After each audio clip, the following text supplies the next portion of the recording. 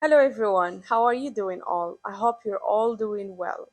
Today's story sums up cruelty, jealousy, envy, bad friendships that could lead to crazy things.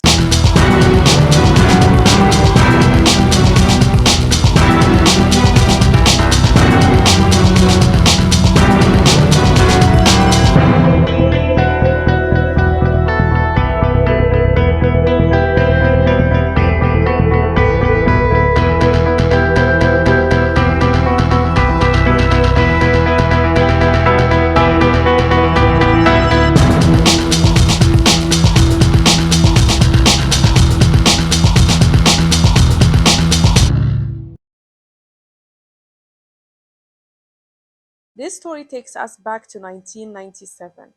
It's the story of this guy whose name is Mohammed. He comes from the Gulf countries. His age was 30 and he worked at the government. He had a decent job. He had a brother who was married to a lady who comes from the Maghreb countries. And his wife was such a beautiful woman. She treated her husband very nicely. As Mohammed started to think about marriage, his brother told him, "Why don't you just fly to this country and find a woman that you like and marry her? These women seem to be nice and they treat their husbands very well, so why not?" So the guy agreed to his brother's idea and he decided to travel with his cousin. His cousin's name was Sammy. So they flew to the country and they booked at the hotel Hayat. They spent some nice first days exploring the city. They stayed at the capital of that country and they started to discover and do sightseeing. One day, as he was sitting at this lounge, he sees a beautiful lady. He approached her, and as soon as he started talking to her, he proposed to her. The girl, of course, didn't believe him, and she told him, "How could you decide to marry someone you have just met for a few minutes?" And he said, "I trust my gut feeling." So Muhammad was a guy who was very naive. He didn't really had any bad intentions, and he was very honest and genuine with this lady. However, the lady was not really interested in marriage more than the money of this guy. So she decided to start meeting him on a daily basis. Just to give you a little bit of background about this lady. She basically had no career, so all what she used to do is sleep all day, and the evening she heads to lounges and nightclubs, sits there to chill and enjoy her evening. Yumna used to live in a poor neighborhood, so she invited Muhammad over to show him where she comes from. She told him everything. I mean, she pretended that she told him everything, and the guy started to trust her. They started dating and meeting regularly. He started to analyze the relationship and he just thought to himself, "This girl is very honest with me. She took me to her place. She even told me about her brother that she lives with." So her brother worked as a driver with this police station. And he used to spend his entire day driving around and he comes back home very exhausted. So he just comes home and sleeps. He had no idea what his sister was doing. So as time was passing by and they were meeting every day, Muhammad started to feel very comfortable with this girl. But what he didn't know is that he was dating two girls at the same time. You might think, how is that possible? Yumna had a twin sister that was identical to her. The only difference they had was a birthmark on Yusra's forehead. What Yusra used to do, she put some foundation to cover it so that Muhammad wouldn't recognize. And of course, you might think, how could he not make a difference through the conversations he has with both of them? Well, Yumna used to fully brief Yusra on the conversation she has with Muhammad when she goes out, and vice versa. So she used to tell her, or they used to tell each other, every single detail about the date. So one day, Yusra was rushing to meet him and she forgot to hide the birthmark. That day, Mohammed started having doubts and he tried different ways to confirm whether it's two ladies that he's dating. That's when he started asking different questions to both of them and repeating them the next day, but swapping those questions. And unfortunately, they wouldn't remember those. He was eventually dating two women. So he met Yumna and he confronted her. He asked her, I don't think you were the same lady who has met me last night. And after he pressured her, she confesses and tells him, yes, I do have a twin sister. However, she continued denying that he is also dating her other sister. Mohammed, even though he was a naive guy, he was not stupid. So he requested Yumna to bring her sister with her next day so that he can meet both of them. On the next day, Yumna and Yusra had a friend who lived close to them. Her name was Safa, and she used to live with her mom and her brother. They passed by her house and they invited her to join them. Of course, she did not refuse, so they went to meet Mohammed. The minute he saw Safa, he was blown by her beauty. Yumna and Yusra were very pretty ladies, however, Safa was way more beautiful than them. And to the point that Muhammad forgot why he had asked Yumna and Yusra to come meet him that day. And not only that, Safa was a very mature woman who had dreams and ambitions. She wanted to continue her studies and start her own projects. On the contrary of Yumna had very basic ambitions. She just wanted shopping, traveling, making more money, and that's it. So that even made Muhammad more crazy about Safa. As the outing finished, the ladies were leaving. Muhammad asked the driver to drop them back home. When he came back, Muhammad told the driver, do you remember where you dropped Safa? The driver said yes, and Muhammad told him, I need a favor from you. Could you go back to her place and ask for her landline number? Back then, they didn't have mobiles, so he only was able to get her landline. And then he started talking to her. He asked her to meet up, and when they met, he proposed to her. Safa, of course, couldn't believe him, and she said to him, are you nuts? He said, I'm serious with you. She then told him, but you're engaged to Yumna. And he said, let me tell you the entire situation with Yumna. She's not being honest with me. I understood that I'm dating her and her sister at the same time, and I'm looking for someone who's genuine. I really love your mindset and the way you think. You have ambitions, and we are so alike. So I think our future is going to be amazing together. Safa took her time to think about it. And since she was single, she said, why not? Let me just give it a chance. So one day, as they were having a coffee, he asked her, what are your ambitions? What kind of job would you like to do? And she said, I would like to be a flight attendant. However, I still need to enroll in this institute and study to be able to achieve that dream. He said, and what are you waiting for? She told him, I still need to save money to be able to pay the fees. And he said, let's go to that institute. He went there and he paid $5,000 enrollment fees for her to start her studies. When Safa saw that, she understood that this guy is being genuine with her. So day after day, they kept hanging out with each other, and Mohammed introduced Safa to his family. That showed her that he is very serious with her. They also liked her and they approved their marriage. Now, on the other side, Yumna was trying to reach out Muhammad in any possible way. She even started stalking him and sitting at the coffee shops where he used to sit. And as soon as Muhammad sees her from far away, he would hide and run away. To the point that she started coming to the hotel where he stays, always requests from the reception to connect her to his room to just speak with him. He was avoiding her completely. He got fed up with her attitude and he had asked his cousin to speak with her and tell her to just leave him alone. And that's exactly what his cousin did. He reached out to Yumna and told her to leave him alone because he's no longer interested in the relationship. Yumna went nuts and she told him, what is the reason for all of this? And he responded, he is completely done with the relationship because he's getting married to another lady. Now Yumna got even more mad and she asked him, who is this lady? She insisted continuously until he told her that it was your friend, Safa. And the action of the story starts at this point. Yumna went to her sister Yusra and told her about the entire story. They both got really angry with the situation and they decided to go to Safa's house. They kept knocking on the door continuous time and she refused to open it.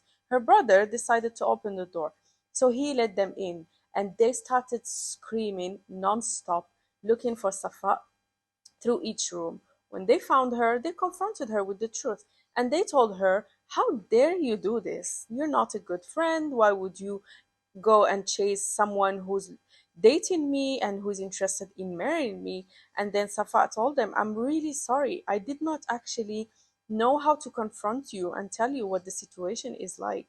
Now, at that moment, Yumna changed her tone completely and she told her, "Come on, we are close friends. It's fine. At the end, it's just destiny. If he chose to marry you, I'm completely okay with that. So let us prepare you for that amazing day." So she then told them, "We are yet to decide on the wedding date. However, tomorrow I'm invited to this party with Mohammed." Now, at this point, Yumna tells Safa, "I just want to clear the air and just show Muhammad that I'm okay with him marrying you. So, how about I join you with my sister to this party?" Safa was kind of naive and she agreed to the idea. So they told her to come next day so that they could get ready at their place and then they head to the party. And that's exactly what happened. Yumna and Yusra were really good at hairstyling. So that's how they managed to convince Safa to come over and they will just prepare her for the day to look at the best possible way. So when she went to their place, she sat on the chair and she was holding a mirror to see what they are doing to her. They asked her to remove the mirror so that it will be like a surprise when she sees the final makeover. Of course, she agreed to that and she was like, happy. Okay, why not? So she put the mirror down. Yumna and Yusra, they had a very old fashioned iron. If you know, guys, this big iron that's made of heavy steel, so what they do is they put it on the stove so it gets hot and then they use it to iron clothes. So what they did is they took that iron, they put it on the stove and it got very hot to the point that the surface got completely red. They took the iron. As Yumna was hairstyling Safa's hair, Yusra comes from the back holding the iron. Yumna holds tightly the hair of Safa, and Yusra takes the iron and hits her straight on the face to the point that her skin started melting. Her eyes and nose melted completely. The girl was screaming constantly and she was begging them to let her go, but they refused to do that. Then Yumna takes that iron and starts hitting her crazily in the head until she completely smashed her head and the girl was unfortunately dead. So when Safa dropped dead, they decided to hang her from her feet and they took knives, started to cut her entire body. This is very cruel and it shows how much envy and hate they had towards this lady. And they were enjoying all what they were doing. They kept the girl hanged there and they were looking for ways on how to get rid of the body. So they found a very old carpet that belonged to their mom who had passed away. And that carpet has been folded and thrown into this room. Inside the carpet, there are some remainings of wool because their mom used to make wool.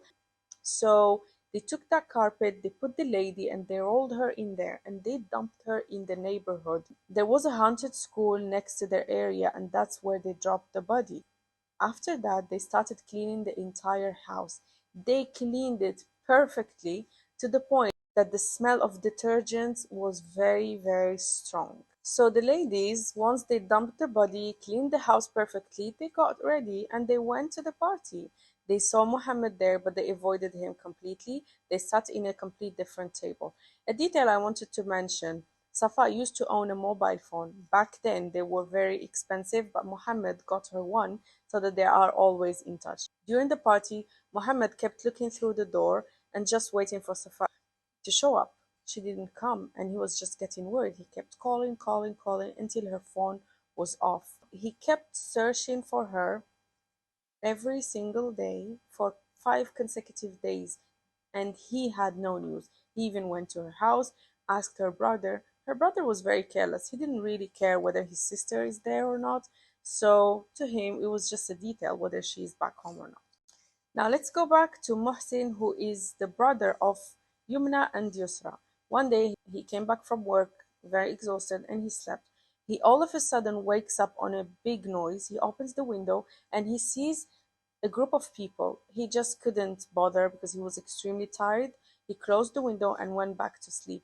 What had happened is that some kids were playing inside the haunted school, and as they were tired from playing, they sat on that carpet. And out of curiosity, they decided to open it, and they found the body of Safa. So the police came to the location to check the found corpse, and there was a police officer who was Muhsin's friend. His name was Abdurrahman. He heard about what happened and he passed by Muhsin's house. He knocked at the door and told him, "Where are you? Aren't you seeing what's happening in the neighborhood? They found the corpse of this lady." So Muhsin went with him to the location and he just looked from far away. Of course, he couldn't recognize anything since the features of Safa's face were completely destroyed.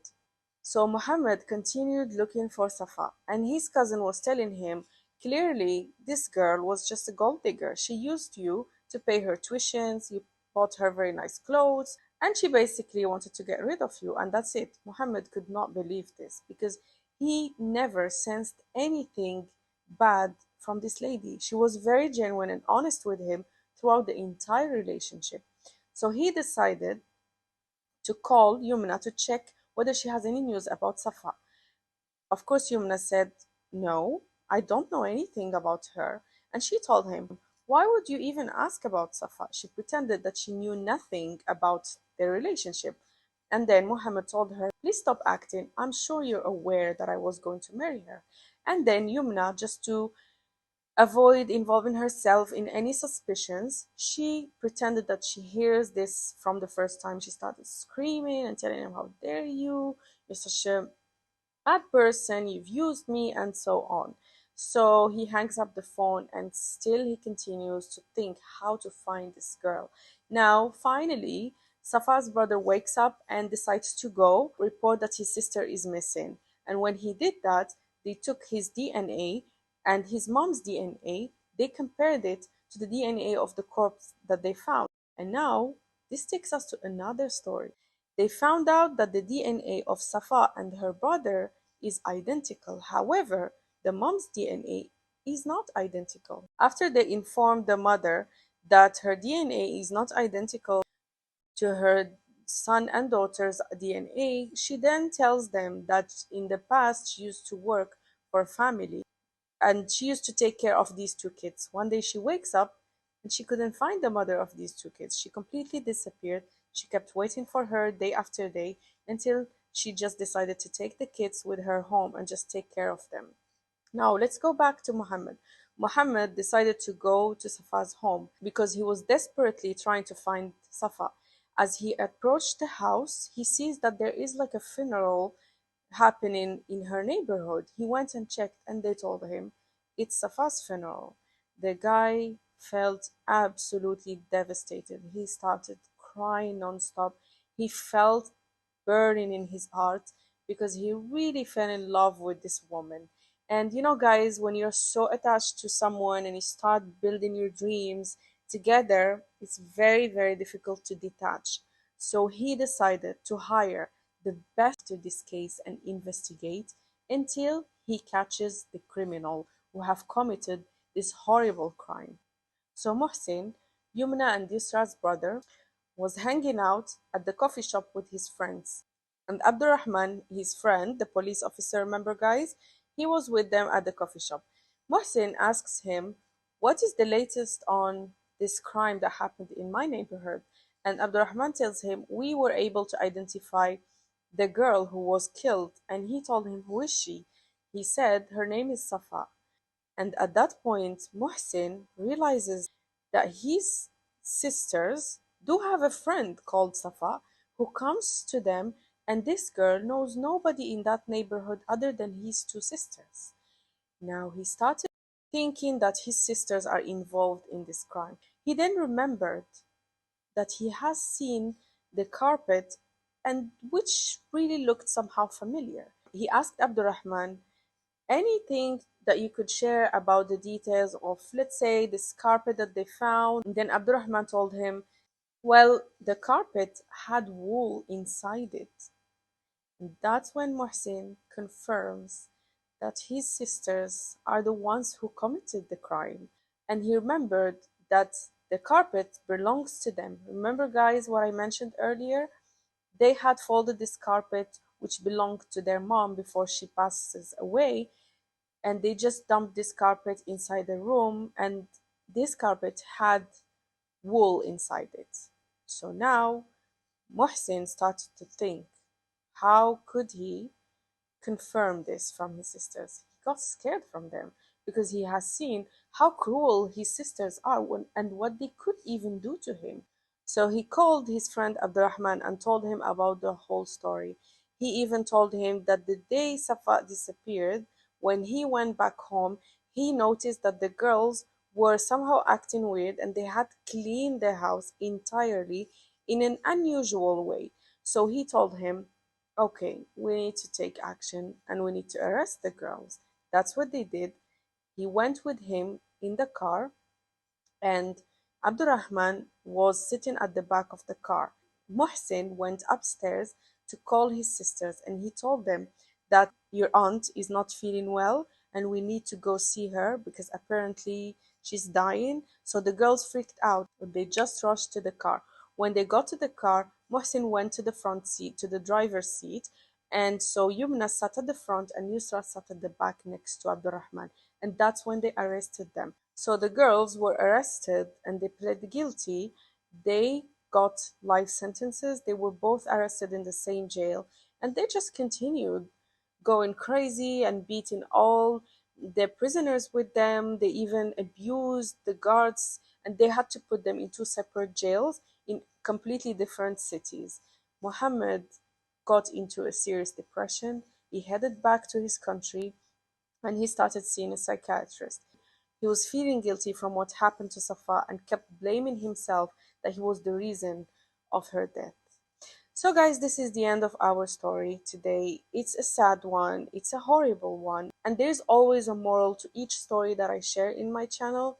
And the moral of today's story is to be very careful with the people that we hang out with and that we share our stories with, we share our privacy with. We need to be also very careful in selecting real friends and understanding the genuineness of each person that we deal with. And this is a great example of how could friendships go bad. Of course, there are great friendships, and I'm sure they mean a lot to all of us. However, we need to be very careful and trust our gut feeling. When we get suspicious around someone's behavior or attitude, we need to put our guards on and make sure we keep distance in that relationship and use our brain. So, guys, thank you for watching today's story. I'll see you on the next one. Please take care of yourself and see you soon. Bye.